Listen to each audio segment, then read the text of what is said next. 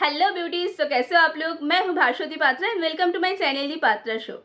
तो आज का वीडियो में मैं बात करने जा रही हूँ रिगार्डिंग पेप्टाइड्स। ये एक ऐसा इंग्रेडिएंट है जिसका मार्केट में बहुत चर्चा है। आप अगर स्किन केयर एंथुजियास्ट हो तो आपने ज़रूर इसका नाम सुना होगा। सब बोल रहे हैं कि ये बोटॉक्स जैसा हमारा स्किन में काम करता है। तो चलिए आज ये वीडियो में हम लोग डिटेल में डिस्कस करेंगे कि पेप्टाइड्स है क्या, इसको कैसे अपना स्किन केयर में इनकॉर्पोरेट करना है, कैसे लेयरिंग करना है और कैसे यूज़ करें तो इसका सबसे ज़्यादा अच्छे से बेनिफिट मिल सकता है। आजकल मार्केट में ऐसे हर एक दिन कुछ ना कुछ नया इंग्रेडिएंट आ जाता है जिसका बहुत हाइप रहता है कि इसको यूज़ कर लो, ये आपका स्किन को एकदम परफेक्ट बना देगा। तो उसमें से एक है पेप्टाइड्स, बट इसका जो क्लेम है वो जायज़ है। ये स्किन को आपका सही में परफेक्ट बना सकते हैं। अब पेप्टाइड्स के अंदर है एंटी इन्फ्लेमेटरी प्रॉपर्टी एंड साथ साथ ये हमारा स्किन का जो भी रिंकल्स है, फाइन लाइंस है, उसको रिड्यूस करने का क्षमता भी रखते हैं। और इसी के लिए ही कुछ लोग इसको बोटॉक्स भी बोलते हैं कि एकदम बोटॉक्स जैसा इफेक्ट देता है। ऐसा बोलने का कारण कुछ कुछ पेप्टाइड्स होता है जो ट्रांसमीटर पेप्टाइड्स है और वो काम करता है हमारा स्किन में जो भी मसल कॉन्ट्रैक्शन करने वाली केमिकल है उसको रोक देता है और इसीलिए ही कुछ बोटॉक्स जैसा इफेक्ट हमारा स्किन में आ जाता है। But it is not completely Botox. मतलब अगर आप बोटॉक्स कराओगे तो उसके जैसा बिल्कुल सेम इफेक्ट तो नहीं मिलने वाला है, बट उसका थोड़ा आसपास आपको रिजल्ट मिल सकता है। कुछ कुछ स्किन का बहुत इंपॉर्टेंट प्रोटीन रहता है जिसको बनाने में मदद करता है पेप्टाइड्स। फर्स्ट नंबर पे उसमें से आता है कोलाजन। कोलाजन बनाने में 3 पेप्टाइड्स चेन लगता है, इसलिए ये बोला जाता है कि कोलाजन को बूस्ट करने में, स्किन में कोलाजन का मात्रा जो है उसको बढ़ाने में ये हेल्प करता है। नेक्स्ट नंबर पे आता है आपका केराटिन एंड थर्ड नंबर पे फिर आता है इलास्टिन। ये दोनों प्रोटीन को भी बनाने में पेप्टाइड्स का बहुत बड़ा हाथ रहता है। अब पेप्टाइड जो है वो हमारा स्किन में ऑलरेडी प्रेजेंट रहता है, बट समय के साथ साथ हमारा स्किन में इसका घटती हो सकता है। बिकॉज ऑफ सन डैमेज या फिर पॉल्यूशन हमारा स्किन में पेप्टाइड्स का मात्रा धीरे धीरे कम होने लगता है और इसी के वजह से ही हम लोग अलग से बाहर से अगर पेप्टाइड्स को हमारा स्किन में इन्फ्यूज़ करेंगे तो हमारा स्किन जो है वो इम्प्रूव हो सकता है। स्किन को ये बहुत अच्छे से पेप्टाइड्स जो है हाइड्रेट करता है और अगर आपका स्किन बहुत अच्छे से हाइड्रेटेड रहे तो वैसे ही वो प्लम्पी हो जाता है और साथ साथ आपका जो भी रिंकल्स है या फिर जो भी फाइन लाइंस है वो बहुत लेस विजिबल होता है। और समय के साथ साथ अगर आपने ज़्यादा दिन पेप्टाइड को अपना स्किन केयर में यूज़ किया है तो वो आपका रिंकल्स जो है वो कम होने में हेल्प कर सकता है। कोलाजन के साथ साथ ये हमारा स्किन में इलास्टिन भी क्रिएट करता है और इसके लिए स्किन जो है वो प्लम्पी हो जाता है, उसमें इलास्टिसिटी जो है वो बढ़ जाता है।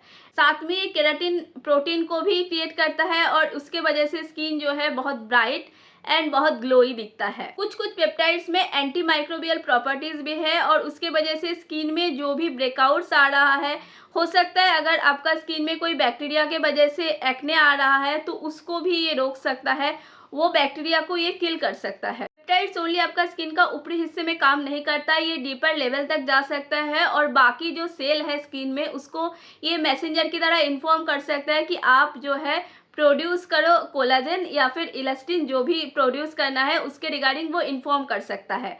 तो ऐसे ही ये हेल्प करता है प्रोड्यूस करना मोर कोलाजन या फिर इलास्टिन या फिर केराटिन। अब पेप्टाइड्स का अगर इतना सारा बेनिफिट है तो ज़रूर आप चाहेंगे उसको स्किन केयर में अपनाना, बट यहाँ पे आपका मन में सवाल आ सकते हैं कि मैं कैसे इसको यूज़ करूँ, क्योंकि बहुत सारे ऐसे मार्केट में प्रोडक्ट है जिसमें पेप्टाइड्स डाला रहता है और आप कन्फ्यूज हो सकते हो। तो यहाँ पे आपको ध्यान रखना है कि आपको कोई क्रीम फॉर्म में या फिर सीरम फॉर्म में ही उसको यूज़ करनी है, तभी आपको सबसे ज़्यादा बेनिफिट मिल सकता है। क्योंकि कुछ कुछ अलग प्रोडक्ट भी मिल सकता है आपको मार्केट में, जैसे आपका फेस वॉश हो गया या फिर आपका जो टोनर है वो भी, उसमें भी रह सकता है पेप्टाइड्स। बस उसमें दिक्कत ये है कि अगर फेस वॉश है वो आपका ज़्यादा टाइम स्किन में नहीं रहेगा, वो बस कुछ ही सेकंड के लिए आपका स्किन में रहेगा और टोनर जो है उसमें परसेंटेज बहुत कम रहता है, तो उसमें में आपको स्किन में अच्छे से काम नहीं कर पाएगा। इसीलिए आप जब भी लगा रहे हो मॉइस्चराइजर के फॉर्म में लगाओ या फिर आप सीरम के फॉर्म में लगाओ, वो आपके लिए सबसे बेस्ट है। ऑर्डिनरी का एक मल्टीपेप्टाइड सीरम आता है जिसके रिगार्डिंग मैं पहले ही रिव्यू डाल चुकी हूँ, तो अगर आपने वो नहीं देखा है तो जाके एक बार जरूर चेकआउट कर लीजिएगा। अब नेक्स्ट आपका मन में ये क्वेश्चन आएगा कि अपना स्किन केयर में इसको कैसे लेयरिंग करना है, क्योंकि आप ऑलरेडी कुछ ना कुछ स्किन केयर रूटीन जो है वो फॉलो कर रहे हो, राइट। तो आप कौन सा इंग्रेडिएंट के साथ इसको यूज़ कर सकते हो और किसके साथ नहीं यूज़ कर सकते हो।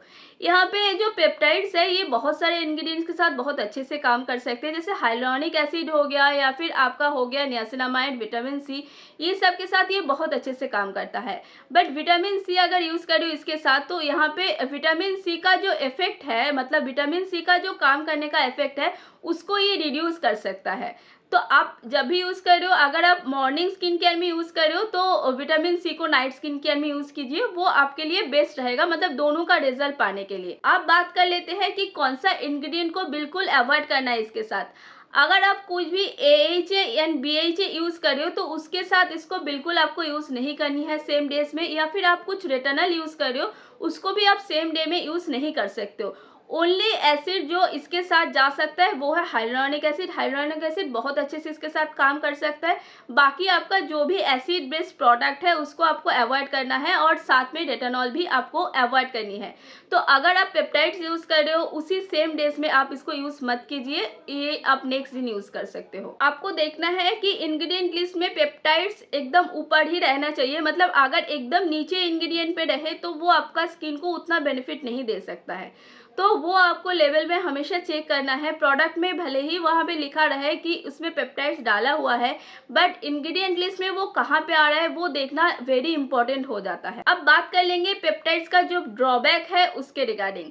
तो फर्स्ट जो इश्यूज है वो है ये बहुत ही ज़्यादा महंगा है, मतलब peptides is very expensive product. तो अगर आपको स्किन केयर में इंक्लूड करना है तो आप प्राइस पॉइंट ज़रूर चेक कर लीजिएगा। सेकेंड है, इसके रिगार्डिंग रिसर्च अभी भी चल रहा है, तो मैंने जो भी आपको अभी तक बताया इसका बेनिफिट है वो सब कुछ रिसर्च में पाया गया है।